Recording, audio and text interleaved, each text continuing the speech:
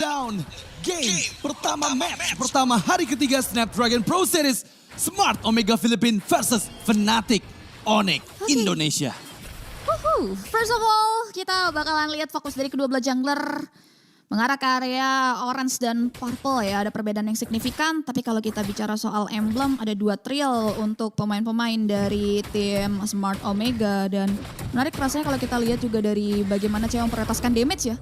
Dari Master of Assassin, Swift yang dia bawa. Dan sejauh ini belum ada skirmish, tapi John di area top lane nampaknya agak sedikit kewalahan ketika berhadapan 1v2 situation di area tersebut. Iya, masalahnya Kairi dengan Julian ya, dia paham ketika level 3 nggak perlu full ambil ke arah semua creep jungle yang dia miliki. Dia mau coba ngasih pokingan damage dulu. Dan itu yang terjadi dengan JWM yang kehilangan setengah HP-nya.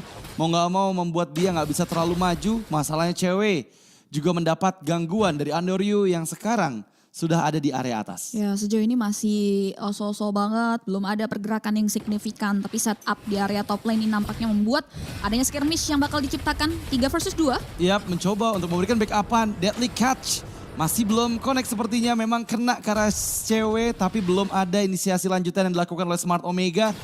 Sekarang sudah mulai masuk menuju ke arah menit kedua dan turtle setup sepertinya sudah dipersiapkan oleh Fnatic Onyx nih. Yang menjadi menarik adalah dengan Bane yang masih dalam keadaan cooldown dari Deadly Catch-nya.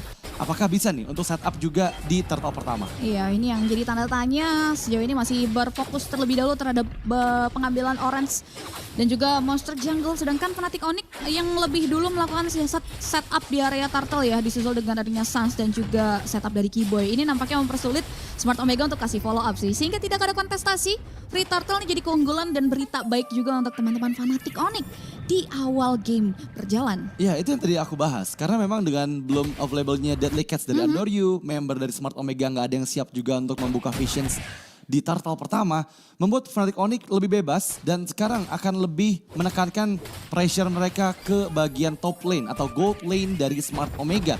Harus sudah mulai aware karena Keyboy membuka visions dan mengetahui keberadaan dari 3 player Smart Omega di area jungle. Ya ini udah mulai main proaktif ya, semuanya udah sama-sama unlock skill. Ada terpantau gap level antara kedua belah jungler, tapi lihat Keyboy nampaknya sudah mulai coba untuk cari celah. Dan Caknu nampaknya mendapatkan informasi nih, meriah banget. Wah masalahnya sekarang Domain Blast yang connect karena 4 player dari Fnatic Onyx. Deadly Catch dikeluarkan. Hanya berhasil memukul mundur saja di sisi belakang. Lihat Lutfi, first blood diamankan. Bahkan member kedua dipanis, Ryota juga hilang di tangan Kairi. Oh, satu buah penginisiasian bagus sekali, tapi nampaknya Kairi di area top. JWM, where are you running? Tetap dikejar Lycan Pouch-nya, nggak bisa menjadi penyelamat untuk nyawa dari sang gold laner Smart Omega.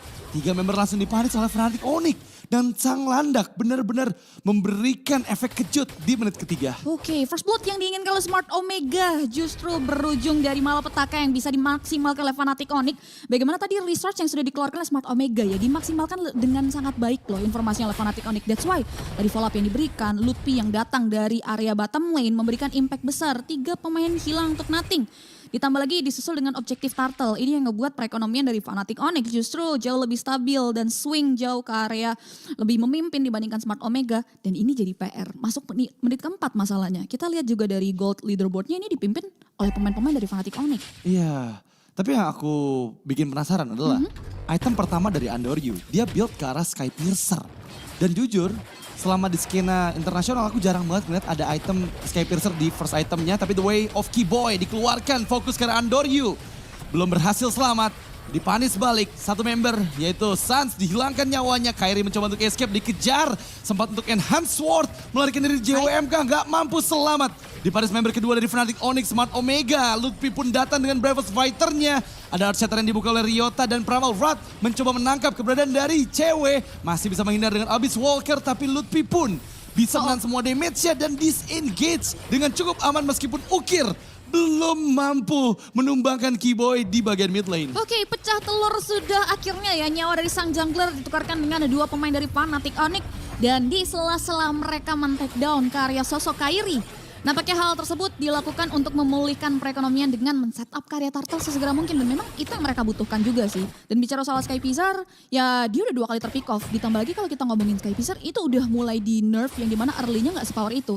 Dan ini jadi PR tersendiri dari sosok Andre yang udah terpick off 2 kali. Gimana nantinya mereka membutuhkan setup lebih jauh lagi terkait bagaimana pergerakan dari Fnatic Onyx ketika mereka mau coba untuk masuk mencari pertukaran ya dari hilangnya Turtle dan juga poin eliminasi. Iya, itu yang tadi aku bahas tentang Skypiercer ya. Karena item pertama dari Andoryu ini nggak akan efektif karena dia belum mendapatkan poin kill. Sementara itu Keyboy mencoba untuk recall dan ya dia masih hanya nge-trigger aja beberapa skill dari Smart Omega. Yep. Dan kalau kita bahas dari segi item sih memang terlihat item pertama yang dituju dari Kairi adalah Blood Wings. Mempermudah dia untuk bisa selamat ketika shieldnya dihancurkan. Iya, dan Jom atau JWM ini ya, dari Rogernya mendahulukan item offense ya, lebih tepatnya dengan area Thunderbelt, titik manis antara true damage dan juga bagaimana. Lihat Keyboy. Wah, the way of Keyboy kembali purify oleh JWM. Tapi itu momentum yang tepat karena sekarang mid lane outer turret dihancurkan dan juga purple buff dicuri oleh Kairi, membuat perbedaan satu level semakin terasa nyata dari kedua belah jungler.